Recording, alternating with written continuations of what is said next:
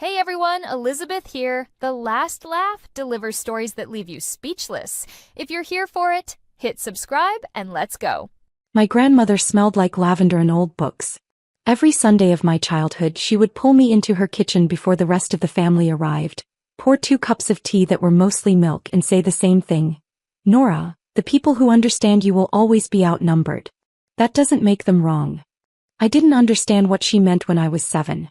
I understood it completely by the time I was 34, sitting at a defense table in courtroom 4B of the Haverford County Civil Division, watching my mother cry on cue for a judge who had been her college roommate. Grandma Eleanor died on a Tuesday in October, 18 months before that courtroom moment. She was 81 years old, sharp as a letter opener until her final weeks, and she died knowing exactly what she was doing when she changed her will. The problem was that no one in my family believed that. Or rather, they didn't want to. What followed her death was not grief. It was a calculation. I should tell you who I was before any of this because who I was matters to what I survived.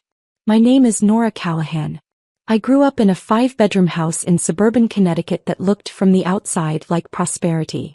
My father was a civil engineer who traveled frequently and kept his emotions in a locked drawer he never opened at home. My mother, Patricia, was the kind of woman who organized charity galas and spoke about her children the way people speak about investments, always in terms of return. My older brother, Derek, was her return. He'd gone to law school, married well, bought a house 4 streets from hers, and called every Sunday without being reminded. He was golden in the way that first children of certain mothers always are, not necessarily because of his qualities, but because of her need for him to be. I was the other one. Not spectacularly failed. Not dramatic. Just insufficient. I had taken a scholarship to study archival science, which my mother announced to her friends as something with libraries. I worked for 12 years as a senior archivist and records specialist for a mid-sized estate law firm in Philadelphia. A job that turned out to be quietly, almost embarrassingly relevant to everything that came after. I was methodical, private, and I did not perform my accomplishments the way Patricia needed me to. I did not call every Sunday. I did not buy a house 4 streets away. I bought a condo in Fishtown, 3 years before Grandma Eleanor died, with my own savings and a mortgage I'd qualified for a loan. I had a partner, James, who taught high school history and made very good pasta and had no patience for family politics. I had 2 close friends. Diane, a nurse I'd known since college, and Marcus, a forensic accountant who'd become something between a colleague and a brother over years of working adjacent cases. I ran on Thursday mornings. I read more than I socialized. I was, by most definitions, fine. By Patricia's definition, I was a disappointment who hadn't yet realized it. The specific texture of her disappointment had shifted over the years, but its center remained consistent. I had not married rich, had not produced grandchildren, had not pursued something she could explain quickly at dinner parties, and, most critically, I had spent more time with Eleanor than anyone else in the family. That last part was the one that mattered. Eleanor and I had been close since I was small, in the way that certain grandchildren and grandparents are close, like 2 people who simply recognize each other across a generation. She had been a legal secretary for 30 years before retiring. She loved crossword puzzles and documentary films, and in her later years, had developed a sharp interest in estate planning that her own children found morbid and I found completely reasonable. When she was diagnosed with congestive heart failure at 79, she did not panic. She called her attorney, a man named Gerald Fitch who had handled her affairs for over 2 decades, and she began to put things in order. She told me about it during one of my weekly visits. I drove up from Philadelphia most Sundays after James started his grading routine, and she was utterly calm. "I've been thinking about what I want to leave and to whom," she said, stirring her tea. "And I've been thinking about who actually showed up." I told her I hadn't shown up for any inheritance. She laughed. "I know that, sweetheart. That's rather the point." I didn't ask her what she'd decided. It wasn't my place. I helped her organize her documents. She knew I was good at that, and I drove back to Philadelphia and said nothing to anyone. What I didn't know at the time was that Gerald Fitch had also recommended she document her intentions on video as a precaution. He'd seen enough contested estates in his career to know that clear intentions, clearly stated, were worth more than any paper document when families turned adversarial. Eleanor had agreed immediately. She'd always appreciated a well-organized defense. She recorded the video testimony 30 days before she died. I wasn't present. I didn't know it existed until 6 months after she was gone. The will was read 3 weeks after Eleanor's funeral. Patricia had organized the gathering herself at the family home, with Derek and his wife Sandra present, along with 2 of my aunts and their husbands. I sat in the corner of the living room where Eleanor had kept her reading chair, and I looked at the chair and I tried not to feel the specific grief of watching someone fill a room that belongs to someone who's gone. Gerald Fitch read the will with the careful neutrality of a man who had read many wills before and knew what was coming. Eleanor had left the family home and its contents to be divided equally among her 3 children. My mother, my Aunt Ruth and my Uncle Peter, who lived in Oregon and had called me the week after the funeral to say he was sorry he couldn't get back sooner. She had left her investment portfolio, $3.7 million in diversified accounts. To me, the room changed temperature. Patricia's face did not move for a full 3 seconds. Then it moved too much. Derek set down his coffee cup with a deliberate click. Sandra looked at her phone. My Aunt Ruth said very quietly, "Oh, Eleanor." I said nothing. There was nothing appropriate to say. Gerald Fitch continued reading the remaining smaller bequests. Jewelry to various grandchildren, a specific sum to Eleanor's church, her car to Ruth's youngest son.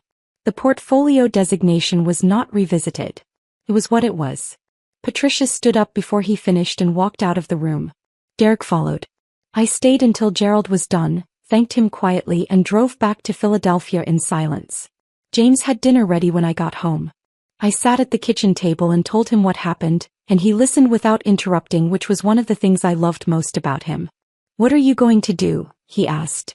"Nothing," I said. "It was her money. She decided. You know they won't accept that." I knew. The calls started within a week. Patricia, at first formally, she wanted to discuss the estate. She wanted to understand Eleanor's reasoning. She wanted to know if I had encouraged this in any way. I told her I hadn't. She didn't believe me. Or she decided not to, which is a different thing. Derek called next, more directly. He used the words undue influence twice in the first conversation, which told me he had already spoken to an attorney. I worked at an estate law firm. I knew what that phrase was designed to do. I called Marcus the following week. We met at a coffee shop near his office and I laid out the situation as clearly as I could. Marcus was a forensic accountant.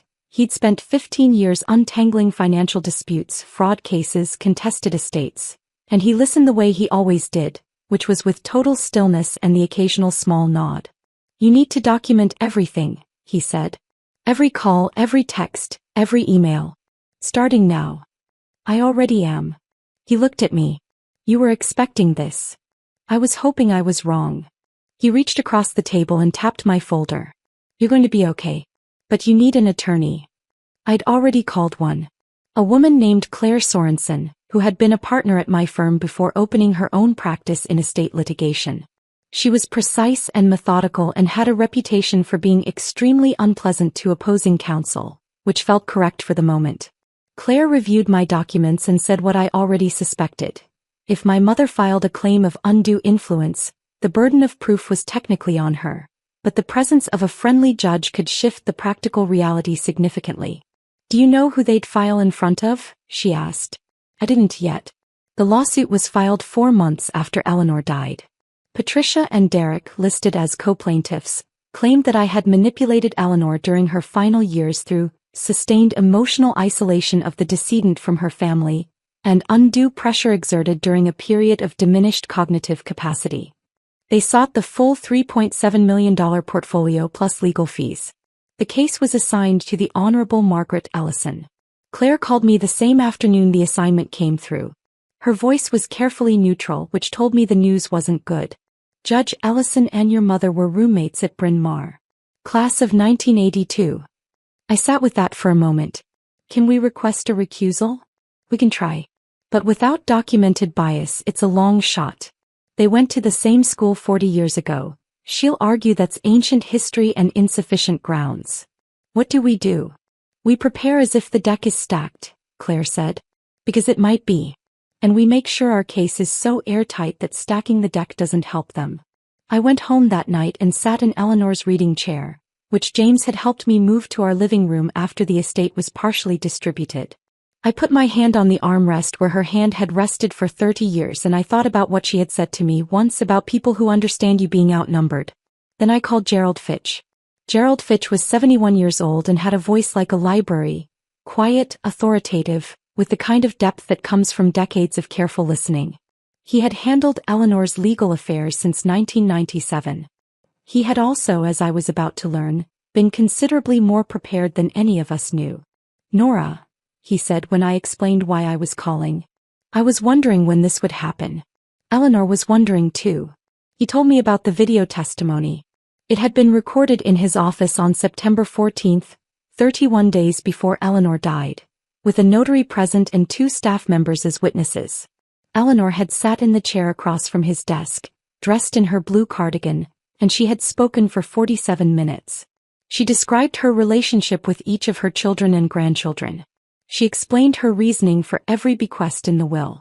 She discussed specifically and at length her relationship with me, the weekly visits, the help with documents, the Sunday teas, and she was unambiguous. I had never at any point asked her for anything, suggested she change her will, or applied any pressure of any kind. She had also, Gerald told me, specifically anticipated a challenge. She said, and I'm quoting directly, "I expect Patricia will contest this. She has always confused presence with manipulation. Nora showed up because she loved me. That's the distinction my daughter has never been able to make." I was quiet for a long time. "Why didn't you tell us about this video at the will reading?" I asked finally. "Because Eleanor specifically asked me not to," he said. She said, "Gerald, if they accept the will quietly, there's no need to put that on the record. But if they fight it, let them fight. And then show them." She had known. She had planned for exactly this. And she had trusted me enough not to warn me because she knew I would handle it. I scheduled a meeting with Claire the next morning and I brought Gerald with me. The pretrial period was 8 months of controlled tension. Patricia and Derek's legal team, a firm called Whitmore and Associates, expensive, aggressive, and accustomed to winning on intimidation, filed motion after motion. They submitted affidavits from relatives attesting to Eleanor's visible confusion in her final year. They produced a letter from Eleanor's former neighbor claiming she had seemed easily led in conversations. They painted a picture of a vulnerable old woman surrounded by a calculating granddaughter who had strategically isolated her. Claire let them build it. She submitted clean, minimal responses. She did not tip our hand. Marcus, working with Claire, quietly subpoenaed Eleanor's medical records for the 18 months prior to her death. Her neurologist, a Dr. Amara Osei at Penn Medicine, had seen Eleanor quarterly. The records were unambiguous. Eleanor had scored consistently in the high normal range on every cognitive assessment administered. There was no documented confusion. There was no diminished capacity. She had been medically exactly what she appeared to be. A sharp woman who was dying and knew it and had made her decisions clearly. Dr. Osei agreed to testify. Marcus also cross-referenced the timeline of Eleanor's alleged isolation against my own records. Phone logs, visitor sign-ins at Eleanor's assisted living facility during her final 3 months, and my own work calendar. What emerged was not isolation. What emerged was the opposite. I had visited regularly, consistently, but no more frequently in her final year than in any prior year. Meanwhile, Patricia had visited Eleanor 11 times in the 14 months before her death. Derek had visited 4 times. My Uncle Peter had called monthly from Oregon. The picture Patricia was painting, of a daughter systematically cutting Eleanor off from her family, was not just incorrect. It was provably, documentably inverted. Claire reviewed everything and said 3 words. "We're ready." Good. The morning of the trial I dressed deliberately. Charcoal blazer. White silk blouse. My hair back. Pearl earrings that had been Eleanor's. She'd given them to me 2 Christmases before she died in person in front of my Aunt Ruth, who I had gently reminded Claire to note as a potential corroborating witness. I wasn't performing grief. I was honoring the woman who had trusted me enough to leave me everything she'd built, and I wanted to carry that with some dignity. James drove me to the courthouse. He parked and walked me to the steps and held my face in both his hands for a moment and said, "She picked right." I nodded. I didn't trust my voice. Inside the gallery was full. Patricia had brought what looked like the entire extended family. Aunts, cousins, Derek's in-laws, people I hadn't seen in years who had apparently decided this was an event worth attending. They filled the left side of the gallery behind the plaintiff's table in a show of solidarity that was clearly choreographed. Patricia wore a dark dress and an expression of grieved righteousness that I recognized from every family dinner where I'd done something she disapproved of. Derek sat at the plaintiff's table beside their lead attorney, a man named Whitmore himself, silver-haired, deliberate, the kind of lawyer who was accustomed to the room feeling like his. He reviewed his notes with the relaxed confidence of a man who didn't expect to be surprised. I sat beside Claire at the defense table. Gerald Fitch was in the front row of our side of the gallery, beside Marcus and Dr. Osei and Diane, who had taken the day off work and driven 2 hours and said nothing except, "I'm here," when I called her. Judge Margaret Ellison entered. She was in her mid-60s, professional, composed. She greeted the room in the standard fashion. Nothing in her expression telegraphed anything. But when her eyes moved to the plaintiff's table, there was, just barely, a half-second of softening that she controlled quickly. Claire had seen it too. I caught her slight nod. Whitmore's opening statement was an exercise in narrative construction. He spoke for 22 minutes, painting Eleanor as a woman in decline and me as a patient, strategic opportunist who had identified her vulnerability and exploited it over years. He used the word manipulation 11 times. He was good at his job. The gallery behind Patricia was utterly still in the way that people are still when they believe completely in what they're hearing. I watched the judge. He was taking notes. Her pen moved during Whitmore's most emotional passages. Claire's opening was 9 minutes. She stated the facts in sequence. Eleanor's medical record showing full cognitive capacity. The documented visit history. The timeline. She said, "The plaintiff will argue that presence equals influence. The evidence will show that the only thing Ms. Callahan's presence represented was loyalty, something the record shows was not evenly distributed in this family." Whitmore objected to the framing. The judge sustained it partially. Claire sat down. She was not rattled. She had expected that. The plaintiff called their witnesses first. The neighbor. An aunt on Patricia's side. A woman who had been Eleanor's bridge partner 3 years before her death and hadn't seen her after that. Each of them described in varying levels of detail, an Eleanor who had seemed not quite herself in her final years, who had spoken frequently of Nora, who had seemed to depend on her. Claire's cross-examinations were clean and specific. To each witness she asked the same question in different forms. When specifically did you observe this diminished capacity? Was that observation made by a medical professional? Were you present for her neurological assessments? The answers were no, no, and no. The witnesses were not lying. They were describing the natural cognitive shifts of an 81-year-old woman through the imprecise lens of social interaction, and Claire made sure the record reflected exactly that imprecision. Then Whitmore called Patricia herself. My mother took the stand like a woman who had practiced it, which she had. She described Eleanor as a mother who had always been warm but increasingly confused. She described me as a daughter who had slowly edged the family out. Sunday visits that coincided with family calls, holidays I'd monopolized, conversations about the estate that she had overheard fragments of that concerned her. She cried twice. Both times were timed. When Claire stood for cross-examination, the room shifted slightly. "Ms. Callahan," she said, "my mother's name, my name, the surname we shared. How many times did you visit Eleanor in the 14 months before her death?" Whitmore objected. Relevance. The judge overruled. Patricia answered, "I visited as often as I could. I had responsibilities." The visitor log from Chestnut Hill Senior Living shows 11 visits in 14 months, Claire said. "Does that sound accurate?" Pause. I believe so, roughly. "And your son Derek, plaintiff number 2, the same log shows 4 visits in the same period?" "He has a very demanding career." "And Nora, the defendant, visited 53 times in the same period. Every week, approximately, with occasional additional visits. Is that consistent with your characterization of her as someone who was edging the family out?" Patricia's lawyer objected. The judge sustained it. The question was argumentative. But the number was in the record. 53 visits. It sat in the air of the courtroom like something immovable. Dr. Amara Osei testified after lunch. She was 44, precise and completely comfortable in a witness box. She described Eleanor's cognitive assessments with clinical specificity, dates, scores, methodology, and concluded without equivocation that Eleanor had shown no signs of diminished capacity in any examination conducted in the 18 months prior to her death. In your professional opinion, Claire asked, was Eleanor Callahan capable of making clear, informed decisions about her estate in September of last year? Absolutely, Dr. Osei said. Completely and without question. Whitmore's cross-examination attempted to introduce the concept of lucid intervals, the idea that someone could test well but still experience periods of confusion. Dr. Osei was politely immovable.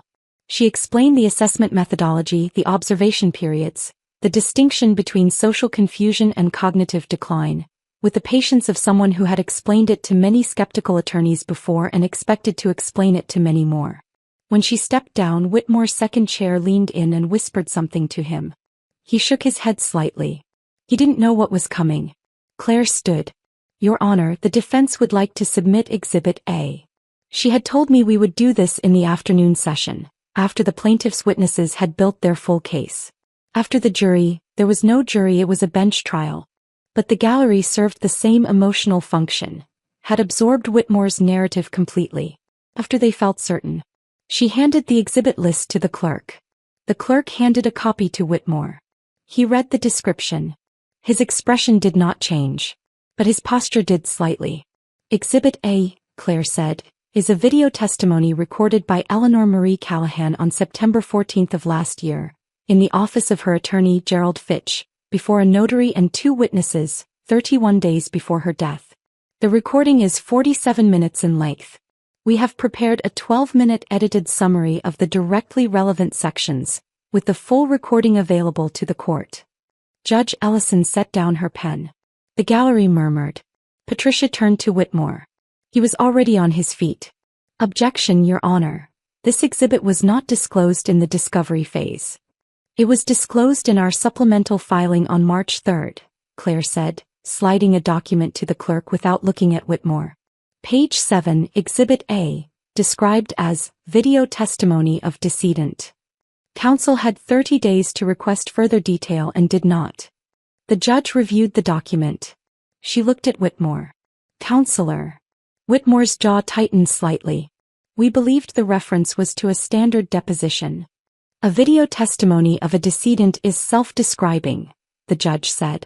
Her tone had changed. Not dramatically, just shifted the way a room shifts when a window opens. I'll allow it. I looked at my mother. He was very still. Gerald Fitch in the front row folded his hands. The clerk set up the screen. The room went quiet in the way rooms go quiet before something that cannot be taken back. Eleanor appeared. She was in Gerald's office chair in her blue cardigan, with the particular posture of a woman who has spent decades sitting in professional settings and knows how to hold herself in them. She looked directly at the camera. She looked, to put it precisely, like herself, clear-eyed, composed, slightly amused by the formality of the occasion. My name is Eleanor Marie Callahan, she said. I am recording this statement in sound mind and full awareness of my condition, at the recommendation of my attorney, Gerald Fitch, to ensure that my intentions are clear should any questions arise after my death. She paused. She almost smiled. I expect there will be questions.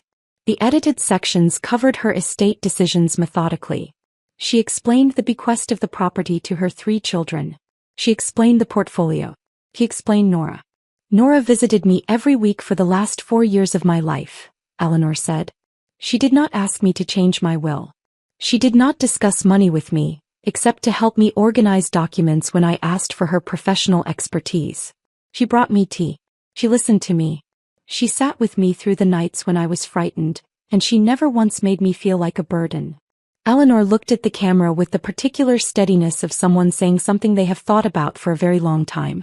My daughter Patricia believes that because she is my child, she is entitled to my legacy. What she has never understood is that legacy is not about biology. It is about who showed up. Nora showed up. She addressed the anticipated challenge directly, almost briskly. If Patricia contests this will, I want the court to know. I am of completely sound mind. I have documented evidence of this with my physician, Dr. Amara Osei, who has seen me quarterly. I made this decision freely, thoughtfully, and with full awareness of what it means. I'm not confused. I am not manipulated. I am a woman who knows exactly who loved her. The screen went still. The courtroom was absolutely silent. I did not look at my mother. I looked at Eleanor's face, frozen on the screen, and I thought about the Sunday teas and the lavender smell and the 2 cups with too much milk, and I felt the grief that I had been holding at arm's length for 18 months move through me all at once, clean and complete. Then I heard Patricia make a sound, a small, sharp intake of breath, and I looked at her. She was pale. Her hands were flat on the table in front of her. Whitmore was writing something on a legal pad with the focused urgency of a man trying to look in control of a situation he had lost. Judge Ellison set her pen down completely. She removed her glasses. She looked at Patricia Callahan, her college roommate, her old friend, with an expression I could not fully read but that contained something that looked to me like the particular discomfort of a person who has just understood that they were about to do something wrong. "Counselor Whitmore," the judge said, "does the plaintiff wish to call any further witnesses?" Whitmore stood. "Your Honor, we'd request a brief recess too." "We'll take 15 minutes. The judge said. In the hallway, Claire touched my arm. "You okay?" "Yes," I said. And I was, in the specific way you can be okay while also being absolutely broken open. "Gerald's testimony is next," she said. "And then we're done. They have nothing left." Gerald testified for 22 minutes. He described the video recording session in clinical detail. The date, the participants, Eleanor's demeanor, her clarity. He confirmed that she had initiated the recording herself. He confirmed that I had not been present. He confirmed that in his 38 years of practice, Eleanor Callahan was one of the most cognitively clear clients he had worked with in a final estate review. Whitmore's cross-examination lasted 4 minutes and accomplished nothing. Then Claire stood one final time. "Your Honor, the defense rests. We'd also like to address the matter of sanctions under Rule 1023. Given the demonstrably frivolous nature of the undue influence claim in light of the medical record, the visitor documentation, and the decedent's own direct testimony." Judge Ellison looked at the ceiling for a moment that stretched slightly longer than it needed to. Then she looked at Whitmore. Then she looked at Patricia. "I'm going to take this under advisement overnight," she said. "But I will tell you, Counselor Whitmore, that the court has significant concerns about the evidentiary basis of this claim. Significant concerns." She paused. "We'll resume at 9 tomorrow morning." She rose. The clerk called the room to its feet. The ruling came the following morning in 45 minutes. Judge Ellison found for the defense on all counts. Eleanor's will stood. The portfolio remained mine. In her written ruling, which I read later that afternoon sitting in Claire's office with a cup of coffee going cold in my hand, she wrote, "The decedent's own testimony, combined with contemporaneous medical documentation, renders the plaintiff's claim of undue influence not merely unproven but contradicted by the preponderance of evidence. The court finds no basis for the allegation of manipulation. The court finds, rather, a family member who showed consistent, documented, uncoerced devotion to an elderly relative, and an elderly relative who recognized and honored that devotion. The sanctions request was granted in part. Whitmore's firm was ordered to pay a portion of my legal fees, not the full amount Claire had sought, but enough to be a statement. Enough to be on the record. Outside the courthouse, in the gray November light, the extended family dispersed without looking at me. Patricia walked to Derek's car without speaking. Derek looked at me once, a long, unreadable look, and then looked away. I stood on the courthouse steps with James and Claire and Marcus and Diane and Gerald Fitch, and Gerald shook my hand and said, "Eleanor would have enjoyed that very much." "She planned it," I said. "She did," he agreed. "She really did." That evening James made pasta, the complicated kind, the kind that takes 90 minutes, and we ate at the kitchen table with the radio on and didn't talk about the trial at all. We talked about a hiking trip we'd been planning for 2 years and hadn't taken yet. We talked about the novel James was halfway through and couldn't stop thinking about. We talked about Diane's new apartment and whether Marcus's insistence on wearing the same lucky tie to every professional meeting was a personality trait or a coping mechanism. At some point I looked at Eleanor's chair in the corner of the living room, and I thought about what I had won and what it had cost. The money was real. I knew what I would do with it. A portion to charity, a portion to a scholarship fund in Eleanor's name at the library she had loved, The rest invested carefully and left largely untouched, because Eleanor had built it over 40 years and I had no interest in treating it like a windfall. It was a trust, not a prize. What I had lost was simpler and larger. Whatever remained of the possibility that my family was something it had never actually been. The trial had not estranged me from Patricia. We had been estranged for years without calling it that. But it had made the estrangement official. There was no more pretense of repair on the table. We had faced each other in a courtroom over a woman we had both loved differently, and we had said things into the public record that could not be unsaid. I didn't know if that was loss or clarity. Maybe both. Diane called later that night. She asked if I was okay. She left me a video, I said. She planned the whole thing. She sat in Gerald's office in her blue cardigan and she said exactly what she needed to say so I'd be okay. Diane was quiet for a moment. That's love, she said. Yeah, I said. That's love. I sat for a long time after we hung up, in the quiet apartment with James reading in the next room and Eleanor's chair in the corner, and I thought about what it meant to be understood by someone. What it meant to have a person in your life who knew you well enough to plan for your defense from beyond their own death. What it meant to be that known. The people who understand you will always be outnumbered. That doesn't make them wrong. He was right about everything. He always was. If this story moved you, share it with someone who knows what it means to show up for the people who matter even when no one's watching. And if you've ever been the one in the room who was dismissed, stay. Your moment is coming.